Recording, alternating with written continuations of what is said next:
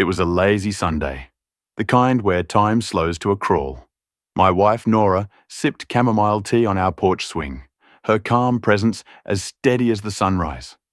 I was half reading the paper, half watching a squirrel raid our bird feeder, when an unmarked black van screeched to a halt like it had stumbled into an action flick. 3 men in tactical vests leapt out, barking, "Ho-away, compliance enforcement," as they stormed our driveway. Before I could blink, they grabbed Nora off the swing, dragging her across the lawn, her tea mug still clutched in her hand. My heart lurched, but what froze me wasn't their audacity. It was Nora.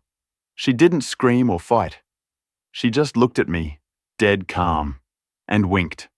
In that moment, I realized I had no idea who I'd married. Cedar Hollow Estates was a neighborhood obsessed with mailbox colors and bake sales planned like military ops. The HOA, led by Marlene Baxter, ruled it like her personal fiefdom. She'd fined us $75 for porch clutter because our dog left a toy on the step and once demanded we lower our laughter at a barbecue. We thought it was petty power tripping, annoying but manageable. Nora always brushed off the HOA's antics. She was grounded, with a green thumb, a vague past of office jobs, and a knack for fixing electronics in minutes. She ran a yoga class, grew heirloom tomatoes, and stayed unruffled by power outages, raccoon-thieved flip-flops, or, apparently, being kidnapped by fake HOA cops. As the van sped off, panic clawed at me. I called the police, describing the kidnapping, but when I mentioned HOA enforcement, the dispatcher's tone shifted. "Sir," she said carefully, "we've had reports of impersonators in your area. Stay where you are. Don't follow. Officers are on the way." I was sweating. Impersonators? What kind of HOA hires muscle to snatch people? Nora's wink replayed in my mind. Not fear, but strategy, like she wanted to be taken. Why? I tried calling her. Voicemail. Texted. Nothing. Then I noticed a blinking notification on our smart home hub. Cedar protocol activated. I tapped it, and a hidden panel slid open behind the study bookshelf. Inside was a steel case, biometric lock already open, containing a slim laptop, a black phone, and an envelope with my name in Nora's handwriting. My hands shook as I opened the letter. "If you're reading this, I've been taken. Don't panic. This is part of the plan. I work for the CIA." I was retired, but Cedar Hollow is part of an investigation. The HOA is involved in something bigger. Trust no one, especially Marlene. My knees buckled. My tea-drinking, yoga-loving wife was a CIA agent, and the HOA wasn't just nosy, it was a front for something sinister.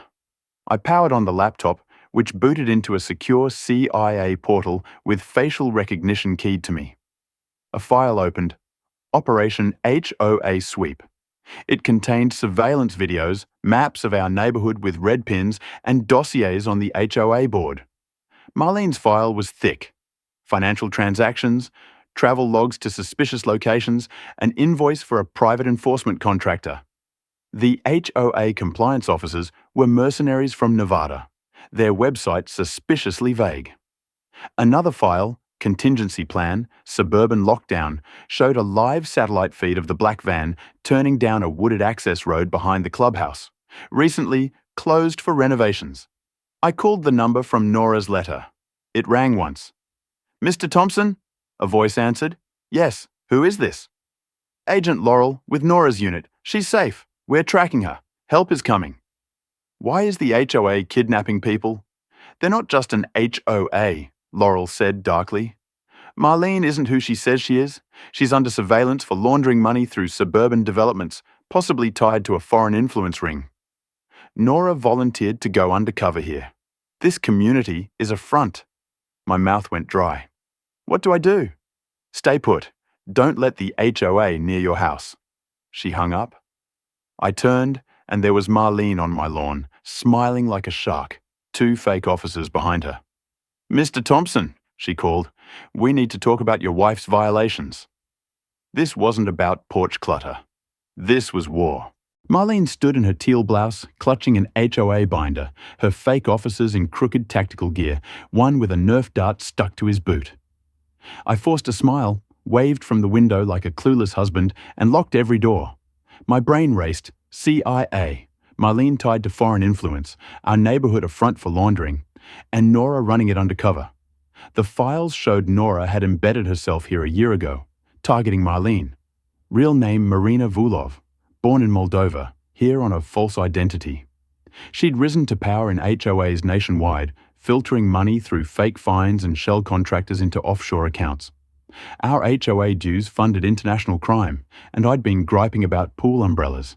Nora had kept this from me flawlessly. No slips, not once. Her calmness during the abduction wasn't bravery, it was control.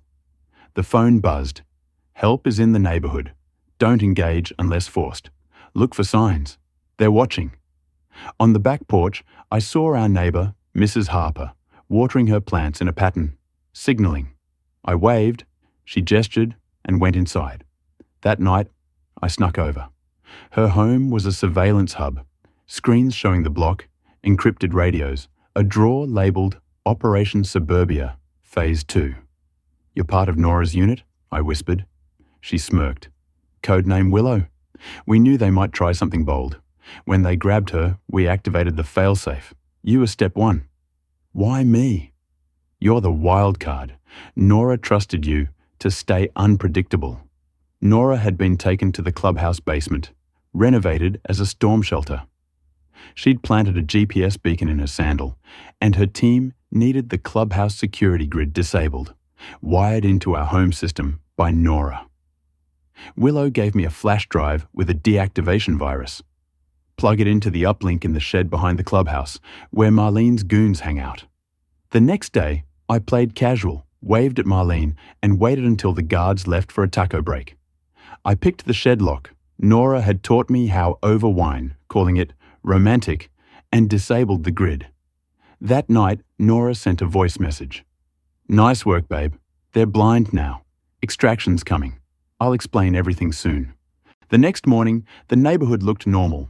Kids on scooters, dogs barking. But I knew the truth.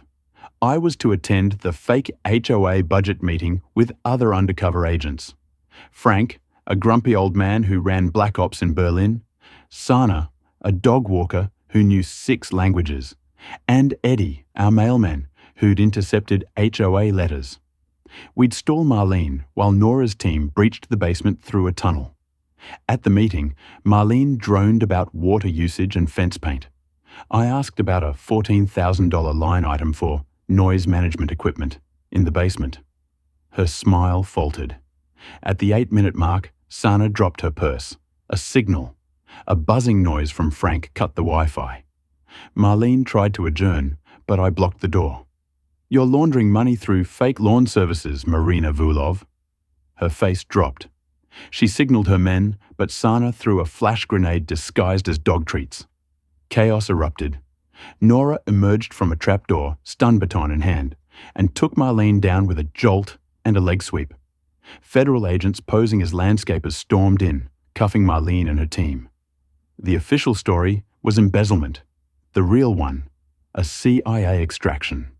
The next morning, Ted Carter, interim HOA president, arrived in boat shoes and a polo, claiming to restructure the board while eyeing homeowner surveillance. A radio transmission confirmed he was private sector, sent by a shell company to cover Marlene's operation. That night, Nora called a real neighborhood meeting. She revealed the HOA's corruption and Ted's role. Residents didn't panic. They got mad. Mr. Evans growled, I knew something was fishy when Marlene banned wind chimes. We planned a block party rebellion, hedges as shields, fake Wi-Fi loops, kids on lookout. At Ted's reinstatement ceremony, Nora rigged lanterns with UV powder, door handles with glowing ink, and the podium mic to broadcast Ted's recorded orders. Move on the targets if they don't comply.